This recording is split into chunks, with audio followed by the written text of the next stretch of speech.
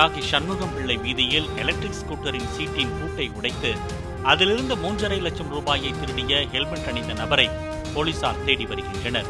விமலா என்பவர் தனது மகளின் திருமணத்திற்காக வங்கியிலிருந்து எடுத்த பணத்தை ஸ்கூட்டரின் சீட்டுக்கடியில் வைத்து பூட்டிவிட்டு வாகனத்தை வீட்டிற்கு வெளியே நிறுத்தியுள்ளார். வீட்டிற்குள் சென்றவர் சில நிமிடங்கள் கழித்து வந்து பார்த்தபோது பணம் திருடப்பட்டிருந்ததாக அளித்த புகார் குறித்து போலீசார் விசாரித்து வருகின்றனர்.